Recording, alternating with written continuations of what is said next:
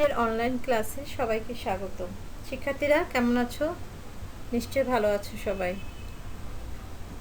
আমি সুলতানা মাহমুদা পপি, সহকারী অধ্যাপক, জীববিজ্ঞান বিভাগ, ক্যামব্রিয়ান এডুকেশন গ্রুপ, ঢাকা। আজকে আমরা অধ্যায় 12 নিয়ে আলোচনা করব। আমরা চিত্রগুলো একটু খেয়াল করি। আমরা কি দেখতে পাচ্ছি? আমরা জেব্রা দেখতে পেয়েছি, আমরা রয়্যাল বেঙ্গল টাইগার দেখতে পাচ্ছি। আমরা অনেকেই হয়তো বিষয়টা জানি যে সিংহী বা লায়ন এবং একটি বাঘ বা টাইগারের সাথে ক্রস করলে কি তৈরি হয়? লাইগার। আবার জেব্রা এবং গাধা এ দুটোকে ক্রস করে কি তৈরি হয়েছে? খচ্চর। আজকে আমাদের পাঠের বিষয় হচ্ছে প্রজাতি, জীবগোষ্ঠী, জীব সম্প্রদায় ও বিভিন্ন প্রকার বায়োমের ব্যাখ্যা। শিক্ষণফল: এই পাঠ শেষে শিক্ষার্থীরা প্রজাতি, জীবগোষ্ঠী, জীব সম্প্রদায় ও বায়োমের সংজ্ঞা বলতে পারবে, প্রজাতি, জীবগোষ্ঠী ও জীব সম্প্রদায় সম্পর্কে ব্যাখ্যা করতে পারবে এবং বিভিন্ন ধরনের বায়োমের শ্রেণীবিন্যাস করতে পারবে। শিক্ষার্থীরা এসো প্রথমেই আমরা জেনে নেই প্রজাতি বা স্পেসিস কি। জন রে 1686 খ্রিস্টাব্দে সর্বপ্রথম এই স্পেসিস শব্দটি ব্যবহার করেন। আমরা জানি যে স্পেসিস হচ্ছে কি? স্পেসিস বা প্রজাতি হচ্ছে জীবের শ্রেণীবিন্যাসের স্তরের সর্বনিম্ন মৌলিক স্তর। তাহলে আমরা স্পেসিস কাকে বলবো? একই পূর্বপুরুষ থেকে উদ্ভূত চারিত্রিক বৈশিষ্ট্যের পারস্পরিক সাদৃশ্যযুক্ত একদল জীব যখন নিজেদের মধ্যে মিলনে বা যৌন মিলনে বলতে পারি আমরা উর্বর সন্তান সৃষ্টিতে সক্ষম, তাদেরই প্রজাতি বলা হয়। তাহলে শিক্ষার্থীরা খেয়াল করো যে প্রত্যেক প্রজাতিরই কিন্তু নিজস্ব একটি সুস্পষ্ট গাঠনিক বা আচরণগত বা বাস্তু সংস্থানিক বৈশিষ্ট্য থাকবে। আর সে কারণেই প্রজাতি হচ্ছে জীবের ক্ষুদ্রতম সুস্পষ্ট পুষ্টিকরণ বলতে পারি আমরা। তোমরা খেয়াল করে থাকবে যে কিছু চিড়িয়াখানায় দেখা যায়, আমরা যে চিত্রটি প্রথম দিকে দেখেছিলাম খচ্চর বা লাইগার, এগুলো দেখানো হয়, কিন্তু সেগুলো কি কোনো প্রজাতি? সেগুলো কিন্তু কোনো প্রজাতি নয়। আমরা জানি যে প্রজাতি হতে হলে তাদের একটি জনন ক্ষমতা থাকতে হবে, কিন্তু এই লাইগার বা খচ্চর এদের কিন্তু জনন ক্ষমতা নেই। কাজেই বোঝা যায় যে এটি একটি অস্বাভাবিক প্রজনন, কিন্তু এরা হচ্ছে বন্ধা হয়ে থাকে। তাহলে প্রজাতি আসলে কাকে বলতে পারবো? প্রজাতি হচ্ছে এমন একটি সদস্য নিয়ে গঠিত যারা কেবল নিজেদের মধ্যে জনন ঘটাতে সক্ষম। সম্প্রতি প্রজাতির আচরণগত ও বাস্তু সংস্থানিক বৈশিষ্ট্য হিসাবে নিশ ও প্রজাতি চিহ্নিতকরণে অত্যন্ত গুরুত্বপূর্ণ বিষয় গণ্য হচ্ছে। তাহলে নিশ কি? পরিবেশের সঙ্গে একটি প্রজাতির অন্যান্য ও বহুমাত্রিক সম্পর্ককে বলা হয় নিশ। এই সংজ্ঞাটি তোমরা ভালোভাবে খেয়াল রাখবে। শিক্ষার্থীরা খেয়াল করো, এখানে আমরা একটি বাঘ ও বাঘিনীর দ্বারা সৃষ্ট একটি উর্বর শিশুকে দেখতে পাচ্ছি। তাহলে এই প্রজাতি শনাক্তকরণের জন্য অবশ্যই কিছু বৈশিষ্ট্য থাকতে হবে, যেমন এদের উৎপত্তি অভিন্ন হতে হবে, এদের সুনির্দিষ্ট ক্ষুদ্রতম জীবগোষ্ঠী হতে হবে, প্রজননিক সম্প্রদায় হতে হবে, বাস্তুতান্ত্রিক একক অর্থাৎ একই রকম সদস্য থাকতে হবে এবং জেনেটিক এককও থাকতে হবে।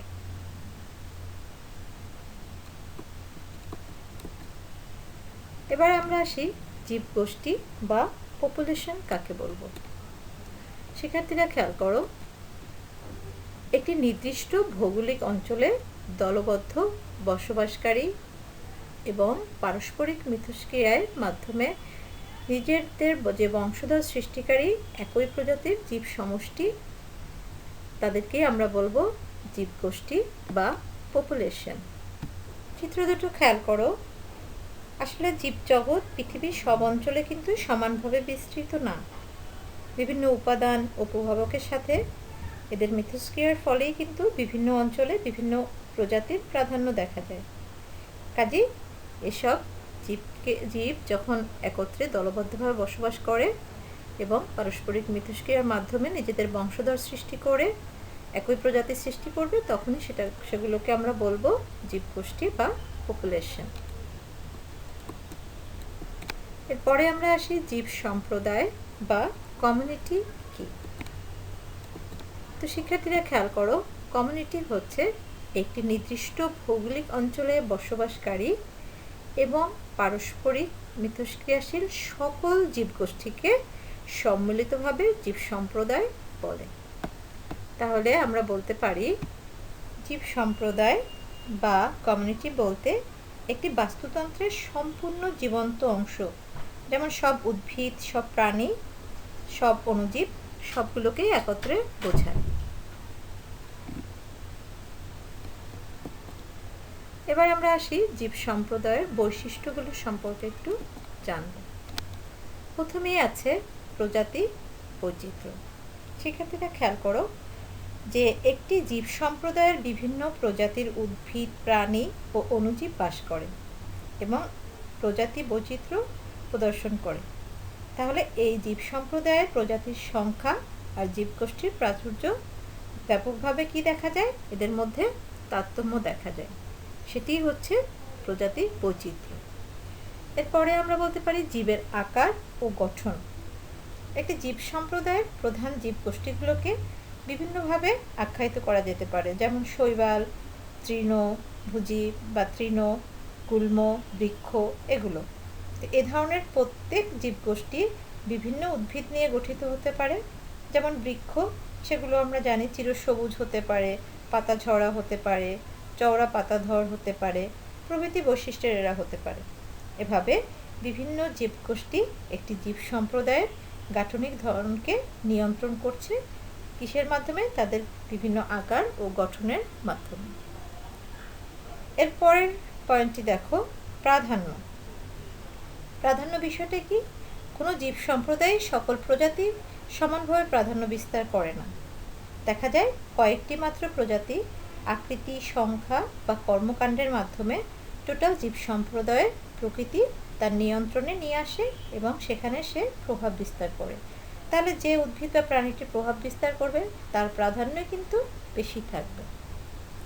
তারপরের অংশটা আমরা দেখি ক্রমাগমন, অর্থাৎ প্রত্যেক জীব সম্প্রদায়ের নিজস্ব ক্রমবৃদ্ধির ইতিহাস থাকবে। সময়ের সঙ্গে সঙ্গে দিকমুখী পরিবর্তনের মাধ্যমে একটি জীব সম্প্রদায় গড়ে উঠবে। আমরা দেখেছি যে কোথাও কোনো বনাঞ্চল সৃষ্টি হচ্ছে, সেটা কি ওখানেই শেষ হয়ে যাচ্ছে? তা না, বনাঞ্চল কিন্তু ক্রমান্বয়ে আরও বৃদ্ধি পায়। তেমনিভাবে যে তার প্রাচুর্যতা অথবা তার প্রাধান্যতাও ওখানে তৈরি করবে এই ক্রমাগমনের মাধ্যমে। তারপরে আছে আপেক্ষিক প্রাচুর্য। একটি জীব সম্প্রদায়ে বিভিন্ন জীবগোষ্ঠী আপেক্ষিক অনুপাত অনুযায়ী উপস্থিত থাকবে, অর্থাৎ কোন বাস্তুসংস্থানে কোন উদ্ভিদ বা প্রাণী গোষ্ঠীটি কী পরিমাণে থাকবে সেটা কিন্তু একটি আপেক্ষিক অনুপাতই থেকে থাকে। খাদ্য স্তরীয় গঠন। জীব সম্প্রদায়ের প্রজাতিগুলোর মধ্যে খাদ্য গ্রহণজনিত সম্পর্কের ফলে উদ্ভিদ থেকে তৃণভোজী, তৃণভোজী থেকে মাংসাশী ইত্যাদি খাদ্যকে শক্তি প্রবাহ নিয়ন্ত্রিত হয়ে থাকে, বা তারা এভাবেই শক্তি প্রবাহটাকে নিয়ন্ত্রণ করে থাকে। তো শিক্ষার্থীরা, এর পরের যে পয়েন্টটি আমরা পড়ব সেটির নাম হচ্ছে বায়োম। বায়োম কি? নির্দিষ্ট পরিবেশ ও জলবায়ুর প্রভাবে বিশেষ ধরনের উদ্ভিদ ও প্রাণীর সমন্বয়ে গড়ে ওঠা বৃহদাকৃতির ভৌগোলিক একককে বলা হয় বায়োম।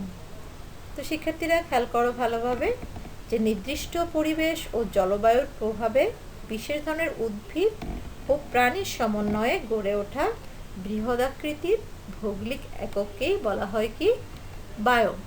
তাহলে আমরা বলতে পারি একটি বড় বাস্তুতন্ত্র তথা ইকোসিস্টেমই একটি বায়োম। বায়োম মূলত কতগুলো কমিউনিটি একটি নির্দিষ্ট এলাকায় একই সময়ে বসবাসকারী বিভিন্ন প্রজাতির জীব বৈশিষ্ট্যকে মিলিতভাবে কমিউনিটি সমন্বয়ে গঠিত অবস্থাকেই বোঝায়।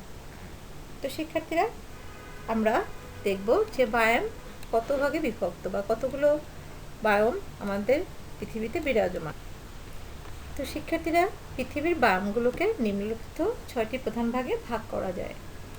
যেমন প্রথমেই আমরা বলতে পারি সামুদ্রিক বা মেরিন বায়োম, স্বাদুপানির বায়োম বা ফ্রেশ ওয়াটার বায়োম, মরুভূমি বা ডেজার্ট বায়োম, বনভূমির বায়োম বা ফরেস্ট বায়োম, তৃণভূমির বায়োম বা গ্রাসল্যান্ড বায়োম, তুন্দ্রা বায়োম একই নাম। এছাড়াও রয়েছে কনিফার বায়োম, ম্যানগ্রোভ বায়োম প্রভৃতি। তো এসো আমরা এগুলো সম্পর্কে একটু বিস্তারিত জেনে নিই। সামুদ্রিক বায়োম বা এটিকে আমরা বলতে পারি লোনা পানির বায়োম। মূলত পানির বা জলজ বায়োম হিসাবে সামুদ্রিক বা লোনা পানির বায়োম, আরেকটি আমরা বলেছিলাম মিঠা পানির বায়োম। তো সেক্ষেত্রে কাকে বলবো আমরা? সাগর, মহাসাগর, মোহনা ইত্যাদি লবণাক্ত স্থানে যে বিশাল বায়োম গড়ে উঠেছে তাকে আমরা বলবো সামুদ্রিক বায়োম। শিক্ষার্থীরা খেয়াল করো যে এই বায়োমটি হচ্ছে পৃথিবীর সবচেয়ে বড় এবং প্রথম বায়োম। এবং তোমরা জেনে অবাক হবে যে এই সামুদ্রিক বায়োমের মাধ্যমে পৃথিবীর সবচেয়ে বেশি অক্সিজেন এবং পাশাপাশি আমরা যে বিপুল পরিমাণ কার্বন ডাইঅক্সাইড গ্রহণ সেটাও এখান থেকেই হয়ে থাকে। অর্থাৎ সবচেয়ে বেশি অক্সিজেন উৎপাদন এবং সবচেয়ে বেশি কার্বন ডাইঅক্সাইড গ্রহণ এখান থেকেই হয়ে থাকে। তাহলে দেখো যে এই বায়োমটি আমাদের জন্য কতটা গুরুত্বপূর্ণ। এই বায়োমের লবণাক্ততা সাধারণত দেখা যায় 35 ppm বা পার্টস পার মিলিয়ন এবং এর pH হচ্ছে 8। তো শিক্ষার্থীরা খেয়াল করো যে এই বায়োমের 4টি অঞ্চল রয়েছে। প্রথম অঞ্চলটিকে আমরা বলতে পারি গড়ান অঞ্চল, যেখানে প্রতিদিন দুবার জোয়ার ভাটায় প্লাবিত হয়। কাজেই এখানে বিভিন্ন প্রকার উদ্ভিদ ও প্রাণী থাকে, যেমন ডায়াট্রম, বাদামি শৈবাল, লোহিত শৈবাল, কিছু সবুজ শৈবালও এখানে জন্মে। প্রাণীদের মধ্যে স্নেইল, গ্রাবস, ছোট ছোট মাছ এগুলো এখানে জন্মে থাকে। এর পরের অঞ্চলটি হচ্ছে প্লাজিক অঞ্চল, যেটি হচ্ছে সাগরের পৃষ্ঠীয় যুক্ত অঞ্চলকে বোঝায়। এখানে সাধারণত দেখা যায় আগাছা জাতীয় উদ্ভিদ জন্মে এবং এর পাশাপাশি প্লাঙ্কটন থেকে থাকে। এছাড়া প্রাণীর মধ্যে মাছ, ডলফিন, হাঙর, তিমি এগুলো থাকে। এর পরের অঞ্চলটি হচ্ছে বেন্থিক অঞ্চল। প্লাজিকের নিচে অল্প আলো বা আলোহীন অঞ্চলকে বলা হয় বেন্থিক অঞ্চল। এখানে বালু, নুড়ি বা মৃতদেহ থাকে। মূলত সামুদ্রিক আগাছা, ছত্রাক, ব্যাকটেরিয়া, স্পঞ্জ, সিয়েস্টার মাছ এগুলো এখানে দেখা যায়। যে চিত্রটি আমরা দেখতে পাচ্ছি আসলে সেটি বেন্থিক অঞ্চলে। এবিসাল অঞ্চল, এটি সমুদ্রের গভীরতম স্থানকে বোঝায়, যার তাপমাত্রা হচ্ছে 3 ডিগ্রি সেন্টিগ্রেড। এখানে পানির চাপ অনেক, পুষ্টি খুব কম। এখানে অনেক অমেরুদণ্ডী প্রাণী, মাছ এবং কেমোসিনথেটিক ব্যাকটেরিয়া থাকে। এরপরে আমরা আসি স্বাদুপানির বায়োম। তার মানে এটিও একটি জলজ বায়োম। স্বাদুপানিতে পূর্ণ নদী, খাল, বিল, হাওর, পুকুর, হ্রদ প্রভৃতি স্থান স্বাদুপানির বায়োম। এসব স্থানে যে বিভিন্ন শৈবাল ও বিভিন্ন ধরনের সবুজ উদ্ভিদ যেমন পদ্ম, শাপলা, কচুরিপানা জন্মে, সেগুলো নিয়েই কিন্তু এই স্বাদুপানির বায়োম। এছাড়াও এর সাথে কি থাকবে? বিভিন্ন প্রাণী যেমন কাছিম, শুশুক, ঘড়িয়াল, কুমির, পাখি, সাপ প্রভৃতি। তাহলে আমরা একটি সুন্দর স্বাদুপানির বায়োমের চিত্র দেখতে পাচ্ছি। তাহলে আমরা দেখতে পাচ্ছি যে স্বাদুপানির বায়োমের মধ্যে মূলত কী কী থাকবে? নদী থাকবে, জলাভূমি থাকবে, হ্রদ, পুকুর এগুলো থাকবে। এখানে একটু খেয়াল করো, জলাভূমির মধ্যে দেখা যায় যে রামসার কনভেনশনের যে অনুষ্ঠিত হয়েছিল 1971 সালে, সেই অনুসারে বাংলাদেশের তালিকাভুক্ত জলাভূমি সুন্দরবন ও টাঙ্গুয়ার হাওর, এই দুটো নাম তোমরা অবশ্যই মনে রাখবে। এছাড়া সারা দেশে ছোট বড় অনেক জলাভূমি আছে।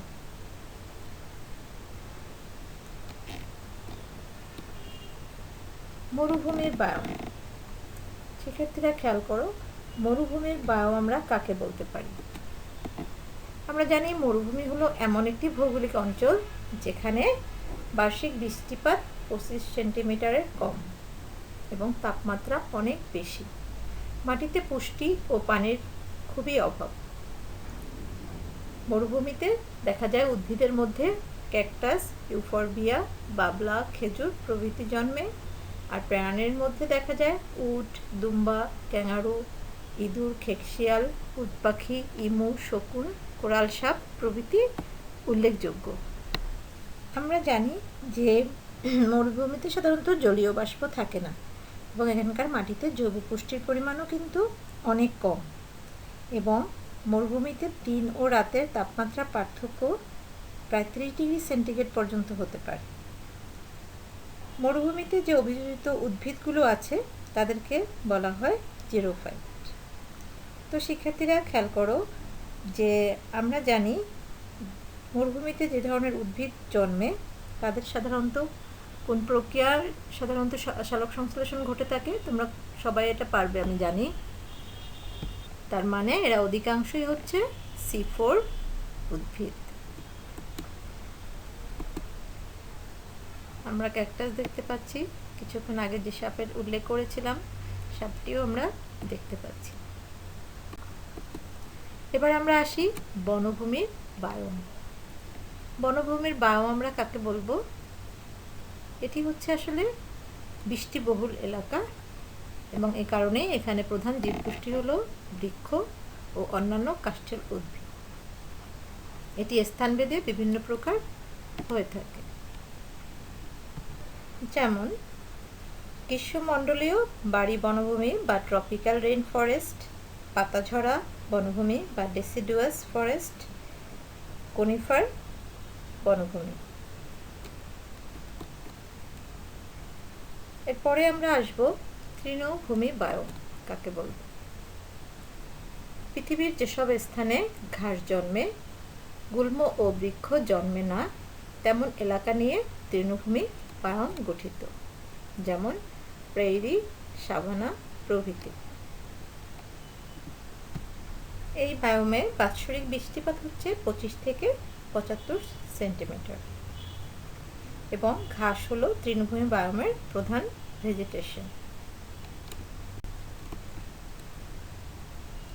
আমরা দেখতে পাচ্ছি সাভানা। এই বায়োমে বাৎসরিক বৃষ্টিপাত হচ্ছে 100 থেকে 150 সেন্টিমিটার এবং এই সাভানা একটি বিশেষ ধরনের তৃণভূমি বায়োম এবং এর মাঝে মাঝে ছোট বৃক্ষ বা ঝোপ থাকবে যা তৃণভূমিতে থাকবে না।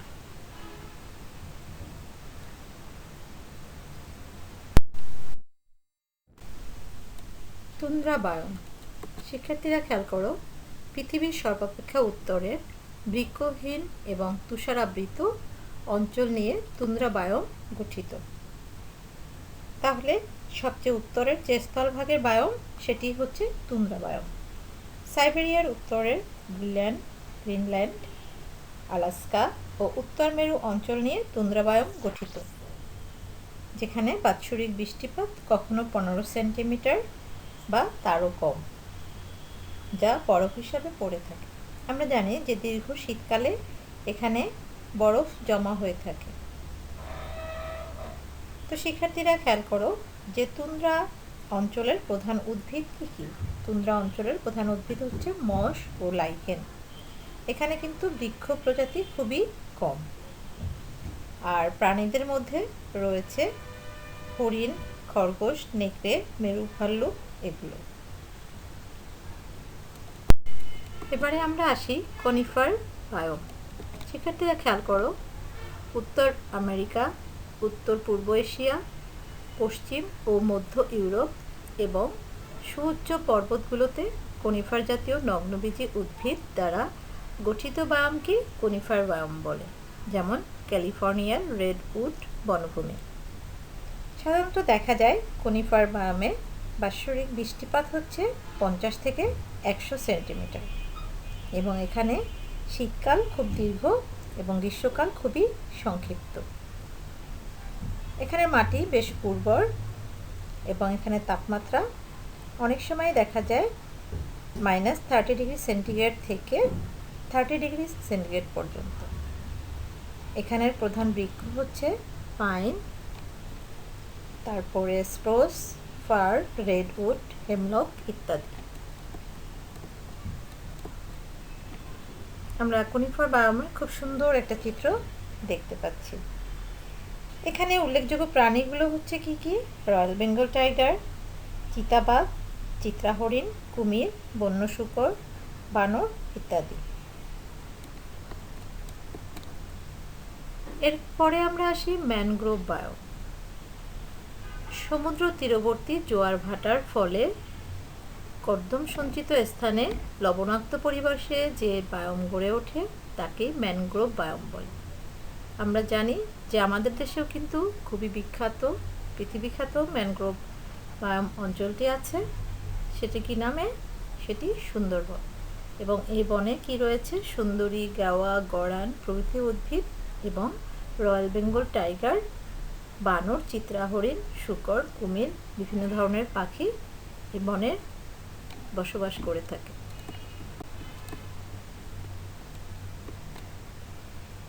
আমরা কি দেখতে পাচ্ছি? বাঘমামাকে দেখতে পাচ্ছি, তাই না? এবং সুন্দরবনের যে বিভিন্ন উদ্ভিদের শ্বাসমূলগুলো দেখা যাচ্ছে, অর্থাৎ সুন্দরী উদ্ভিদ, বিভিন্ন ম্যানগ্রোভ যে উদ্ভিদগুলো আছে সেগুলো শ্বাসমূল আমরা দেখতে পাচ্ছি, যার কারণে কিন্তু একে ম্যানগ্রোভ বায়োম বলা হচ্ছে। তো শিক্ষার্থীরা, এবার এসো আমরা যে পড়াগুলো পড়লাম সেখান থেকে আমরা কিছু প্রশ্ন নিশ্চয়ই সবাই পারবো। প্রথম প্রশ্নটি হচ্ছে, বৃহত্তম রেইন ফরেস্টের নাম কি? মোহনা কি? লাইগার কি? প্রজাতি বৈচিত্র্য কি? নিশ্চয়ই তোমরা প্রশ্নের উত্তরগুলো সবাই পেরে যাবে। পরে আরও একটি প্রশ্ন আছে, জন্মহার বলতে কি বোঝায়? তোমাদের জন্য বাড়ির কাজ থাকবে, ট্রপিক্যাল রেইন ফরেস্টকে পৃথিবীর অপরিহার্য বায়োম বলা হয় কেন? নিশ্চয়ই তোমরা উত্তরটা সুন্দরভাবে লিখে দিবে এবং লিখে আমাকে দেখাবে। তো শিক্ষার্থীরা, তোমরা খুব ভালোভাবে পড়াশোনা করবে প্রত্যাশা করছি এবং সবাই সাবধানে থাকবে। আজকের মতো এখানেই শেষ করছি। আল্লাহ হাফেজ।